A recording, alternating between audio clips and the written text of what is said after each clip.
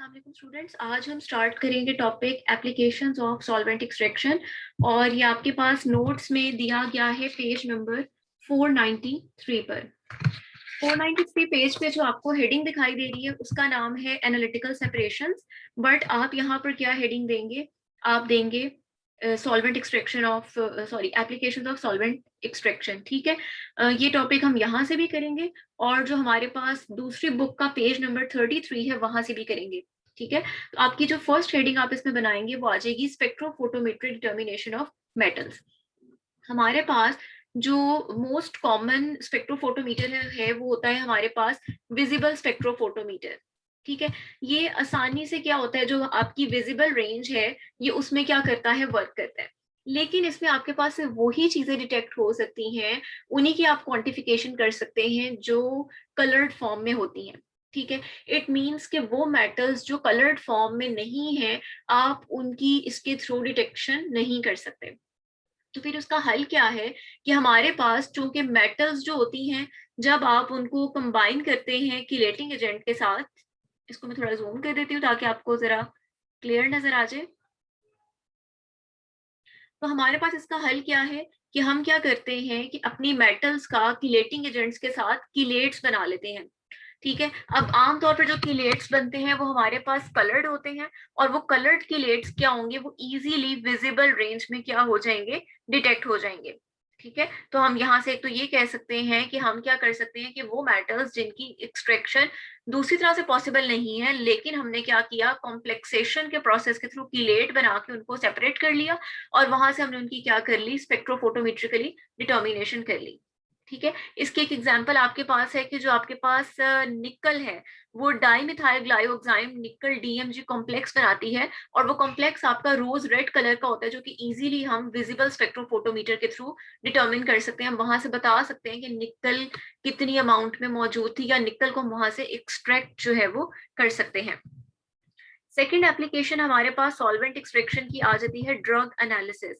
हम अपना जो भी टेस्ट सैंपल है उसकी कोई भी क्वांटिटी लेकर उसको क्या कर सकते हैं, उसको सॉल्वेंट एक्सट्रैक्शन के थ्रू एक्सट्रैक्ट कर सकते हैं, जिससे क्या होगा, देखें, अगर आप वैसे ही फॉर एग्जांपल आपके पास 100 ml एक्वस सोल्यूशन है और उसके अंदर आपके पास जो है 0.01 मिलीग्राम जो है आपका ड्रग मौजूद है, एनालाइट मौजूद है।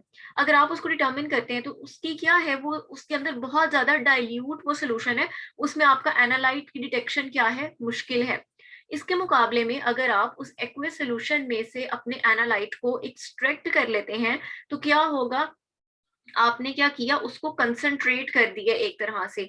अब क्या होगा, आपके जो एनालाइट की डिटेक्शन है, जो उसकी सेंसिटिविटी है, जो इंस्ट्रूमेंट उसको सेंस करना है, डिटेक्ट करना है, वो क्या हो जाएगी, इनहेंस हो जाएगी। तो इस तरह हम अपने किसी भी सैंपल को, अपने ड्रग्स को क्या कर सकते हैं, एनालाइज कर सकते हैं। थर्ड एप्लीकेशन आ जाती है determination of lead in blood, कि हमारे ब्लड में जो लेड है, जो कि हम सबको पता है कि टॉक्सिक होती है, उसका क्या लेवल है ब्लड के अंदर, वो भी हम क्या कर सकते हैं, इसके थ्रू इसको एक्सट्रैक्ट कर सकते हैं। क्लिनिकल लेबोरेटरी में क्या है कि जो हमारे पास ब्लड सैंपल्स हैं उनके अंदर से हम लेड को ना सिर्फ सेपरेट कर सकते हैं बल्कि इसके थ्रू हम क्या कर सकते हैं, डिटर्मिन कर सकते हैं। इस तरह के सबसे पहले तो डेफिनेट सी बात है कि ब्लड सैंपल को हम इस तरह से नहीं रन करेंगे, हम उसके अंदर जो ऑर्गेनिक मैटर है उसको एशिंग डाइजेशन वगैरह के थ्रू क्या करेंगे, हम उसको डिस्ट्रॉय करेंगे और फिर क्या करते हैं, हम डाईथाइजोन, या आपने पीछे पढ़ा भी था extraction process for the metals में, कि आप क्या करते हैं, लेड का डाईथाइजोन के साथ क्या बना देते हैं, कीलेट बना देते हैं। कि आपके पास जो किलेट बनता है ये स्पेसिफिक पीएच पर एक्सट्रैक्ट होता है, जो कितनी होती है, 8 to 10 होती है। ऑर्गेनिक सॉल्वेंट आप क्या यूज करते हैं, मिथाइलिन क्लोराइड यूज करते हैं। ठीक है, इसके अलावा हमें इस प्रोसेस के दौरान कुछ मास्किंग एजेंट्स का इस्तेमाल करना पड़ेगा। मास्किंग एजेंट्स आपने पढ़ा था कि ये दूसरी अपनी जो हमारा रिक्वायर्ड एनालाइट है उसके अलावा जो भी स्पीशीज होंगी उनको क्या कर देता है, मास्क कर देता है। मास्क मीन्स कवर कर देता है, छुपा देता है, ताकि सिर्फ हमारी जो डिजायर्ड एनालाइट है वो ही सेपरेट हो सके। और इसके अलावा कंडीशन अगली आपको क्या दी हुई है कि लिखा हुआ है proper adjustment of pH prior to solvent extraction of the lead complex, यानी अगर हम ब्लड में से लेड को अलग करना चाह रहे हैं तो हमें लेड के लिए डाईथाइजोन तो चाहिए एज अ कॉम्प्लेक्सिंग एजेंट। साथ में कंडीशंस क्या है, पीएच मेंटेन करनी है 8 to 10, मिथाइलिन क्लोराइड हमारा ऑर्गेनिक सॉल्वेंट है और हम क्या करेंगे, मास्किंग एजेंट्स यूज करेंगे, जो कि क्या करेंगे, जो इंटरफेरेंट है उनको ये क्या कर देंगे, रोक देंगे। अब यही बात उन्होंने आपको यहाँ फिगर में भी बताई है और नीचे डिटेल पैराग्राफ में भी दी है कि हमारे पास जो है ब्लड सैंपल फॉर एग्जांपल आपके पास मौजूद है। अब यहाँ पर हमारे पास इंटरफेयर करने वाले बेतहाशा आयंस हो सकते हैं, बिस्मथ हो सकता है, आयरन हो सकता है, कॉपर है, जिंक, कैडमियम, मरकरी, कैल्शियम हो सकता है। ठीक है, अब होता क्या है कि हम सबसे पहले क्या करते हैं, इसकी पीएच एडजस्ट करते हैं 4 पे। पीएच 4 पे हमारे पास क्या होता है कि यहाँ से जो बिस्मथ है वो क्या हो जाता है, सेपरेट। ये आप देख सकते हैं कि उन्होंने बताया कि पीएच 4 पे बिस्मथ जो है वो मिथाइलिन क्लोराइड लेयर में सेपरेट हो जाएगा। ठीक है, पीएच 4 पे चूंकि लेड तो नहीं अलग हो रहा, डाइथाइजोन कॉम्प्लेक्स जो लेड का है वो पीएच 4 पर वर्किंग नहीं है, वहां पर एक्सट्रैक्टेबल नहीं है। इट मीन्स के प्रॉपर पीएच एडजस्ट करके हमने क्या किया, बिस्मथ जो को क्या कर लिया, यहाँ से रिमूव कर लिया। मकसद क्या है कि जो सिर्फ हमारा डिजायर्ड एनालाइट है सिर्फ वही हमें ऑब्टेन हो, बाकियों को हम यहाँ से क्या कर दें, रिमूव कर दें। फिर हम क्या करते हैं, एज अ मास्किंग एजेंट इसके अंदर साइनाइड ऐड करते हैं। साइनाइड क्या करेगा, कॉपर, जिंक, कैडमियम और मरकरी इनके साथ क्या करेगा, इनके साइनाइड्स बना देगा। ठीक है, उसके बाद हम आयरन के लिए यूज करेंगे सिट्रेट। सिट्रेट क्या करेगा, ये कॉम्प्लेक्सिंग एजेंट के तौर पर काम करेगा और ये यहाँ से आयरन को जो है, आयरन का क्या करेगा, सिट्रेट बना देगा, उसका कॉम्प्लेक्स बन जाएगा। फिर हम क्या कर सकते हैं, अगर हम चाह रहे हैं हमारा कैल्शियम जो है वो फॉस्फेट्स की फॉर्म में यहाँ प्रेसिपिटेट्स ना बनाए, तो उसके लिए हम क्या करेंगे, हेक्सामेटा फॉस्फेट यूज करेंगे। इट मीन्स कि ये सब चीजें हमने क्या की, बाय एडजस्टिंग पीएच और by the use of masking agents हमने अपने इन सारे आयंस की इंटरफेरेंस को क्या कर दिया है, रोक दिया है। अब आपकी जो एक्वेस लेयर है उसके अंदर आपके पास सिर्फ दो चीजें रह जाएंगी, लेड रह जाएगा और आपके पास जो है वो थेलियम रह जाएगा। उसके बाद क्या होगा, अब आप क्या करेंगे, पीएच 8 एडजस्ट करेंगे और आपने पढ़ा है कि जो डाइथाइजोन है वो पीएच 8 पर लेड के साथ क्या करता है, कॉम्प्लेक्स बनाता है।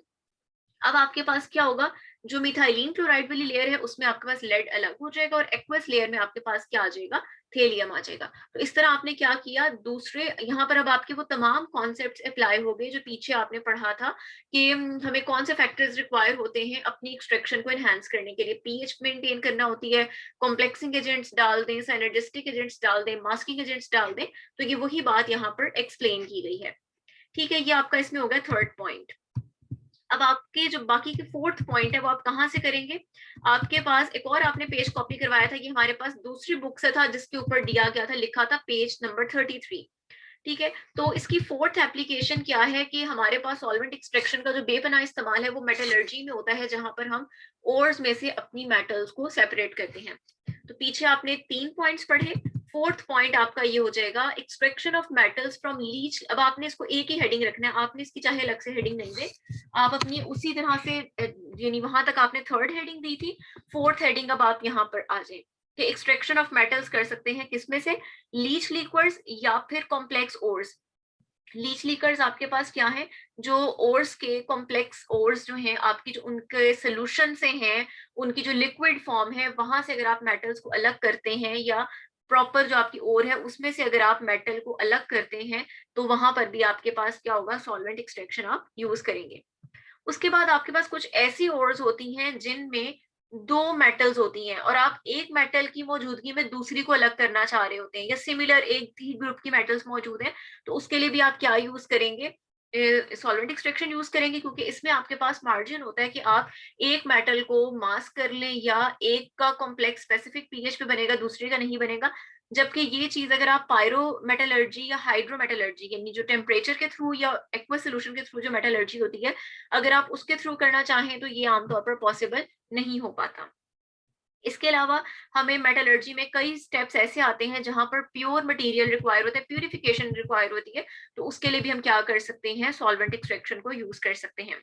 अब यहाँ पर वो आपको कुछ मेटल्स का बता रहे हैं कि उनको किस फॉर्म में या किस सॉल्वेंट के थ्रू एक्सट्रैक्ट जो है वो यूजुअली किया जाता है।